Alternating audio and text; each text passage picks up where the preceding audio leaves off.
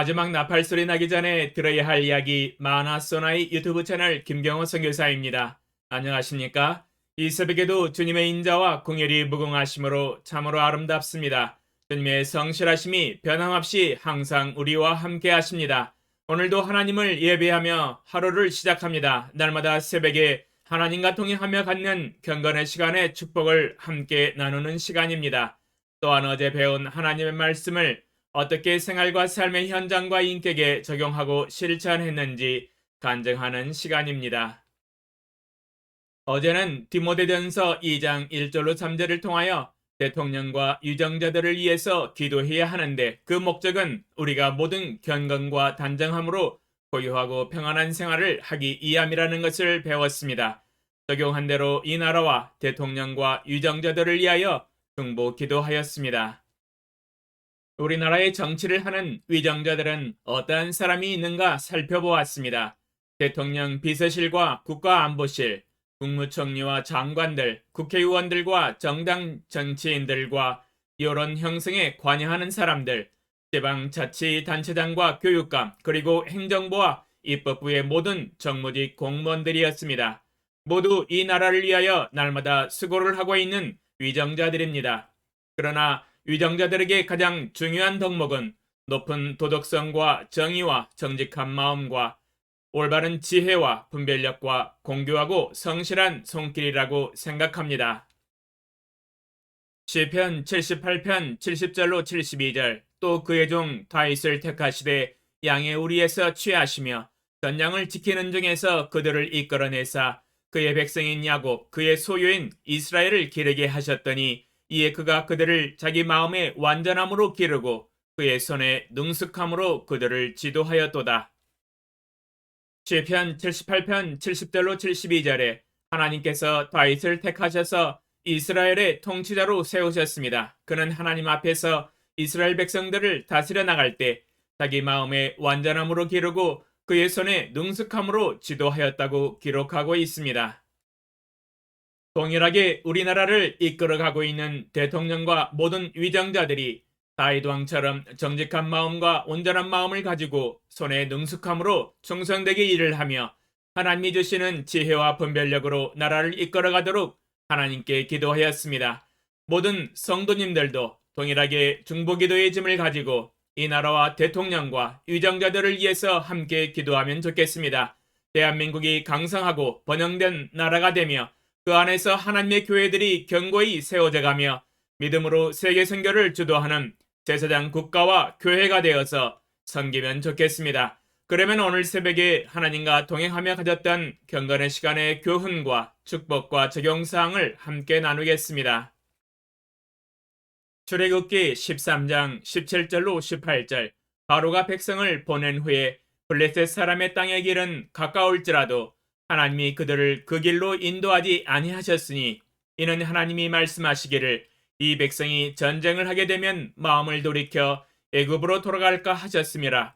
그러므로 하나님이 홍해의 광야길로 돌려 백성을 인도하심에 이스라엘 자손이 애굽 땅에서 대열을 지어 나올 때에 주제 나의 장래일도 세밀하게 배려하시는 주 하나님 아버지 묵상 내용 하나님께서 권능의 이적을 10가지로 애굽에 행하심으로 드디어 바로가 이스라엘의 출애굽을 허락하였습니다. 이스라엘 백성들이 이제 막 애굽의 종된 삶에서 해방되어 자유를 처음 느껴보았습니다. 드디어 노예의 삶에서 해방되었습니다. 이제 더 이상 전국을 헤매며 곡초 그루터기를 모으지 않아도 되며 하루에 할당된 벽돌을 굽지 않아도 됩니다. 애굽 감독관들의 채찍도 사라졌습니다. 드디어 노역에서 해방되었습니다. 하나님의 은혜입니다. 하나님의 권능입니다. 방금 해방된 노예의 삶이니 자유를 아직 마음껏 만끽도 안 해보았는데 만약 하나님께서 가나안 땅에 빨리 도착하기 위하여 블레셋 사람의 땅으로 인도하시게 되면 전쟁을 바로 치르게 된다는 것을 미리 아셨습니다. 왜냐하면 하나님은 전지전능하시기 때문에 모든 것을 아십니다. 멀리 보시고 앞을 내다보고 계시기 때문입니다. 만약 가나안으로 가는 길 가운데 블레셋 사람의 땅의 길을 선택하여 가게 된다면 어떤 일을 만나게 될 것인가? 그리고 이스라엘 백성들의 마음은 어떠할까를 알고 계셨습니다. 사실 가나안으로 가는 길 가운데 가장 빠르고 잘 닦여진 길은 블레셋 사람의 땅의 길이었습니다. 곧 블레셋 사람들이 살고 있는 지역으로 가는 길을 의미합니다. 그 길의 다른 명칭은 해안길인데 당시 고대 근동의 중심인 애굽과 바벨론을 연결하는 국제도로였습니다. 해안길은 군사적으로나 경제적으로 매우 중요한 도로였습니다. 전시에는 군대를 이동시키는 군사도로로 활용되지만 평상시에는 국제무역이 활발하게 이루어지는 교역로가 되었습니다. 이런 도로를 어느 쪽이 차지하느냐에 따라 지역의 패권을 장악할 수가 있었습니다. 따라서 당시 그 길을 차지하고 있었던 애굽은 도로 주변 중요한 곳마다 군대를 주둔시켜 놓고 있었습니다. 애굽을 떠난 이스라엘이 당시 국제도로였던 해안길을 선택할 경우 도로변에 주둔하고 있던 애굽 군대와의 정면 충돌은 피할 수 없는 일이었습니다. 그렇게 되면 전쟁 경험도 없을 뿐 아니라 싸울 준비가 전혀 되어 있지 않은 이스라엘 백성은 전쟁을 하게 되면 마음을 돌이켜 애굽으로 돌아갈까 하는 마음이 일어날 것을 예상하셨습니다. 가나안 땅으로 가는 중도에서 마음의 어려움을 느끼고 애굽으로 되돌아갈 가능성이 높다는 것을 미리 예상을 하셨습니다. 그러므로 하나님은 미래에 닥쳐올 장래일을 아시고 편리하고도 가까운 길로 인도하시지 않고 대신에 6배가 더 먼 광야의 길로 돌아서 가게 하셨습니다. 이는 아브라함에게 약속하신 약속과 언약을 기억하시고 여호와 하나님은 이스라엘 백성의 부모로서의 역할을 감당하셨습니다. 이것은 사랑과 자비와 인애를 가지신 섬세한 마음을 가지신 분이신 것을 드러내 주십니다. 이스라엘 백성들은 아직 마음의 준비가 안 되었고 전쟁을 치를 준비도 안 된 상태였습니다.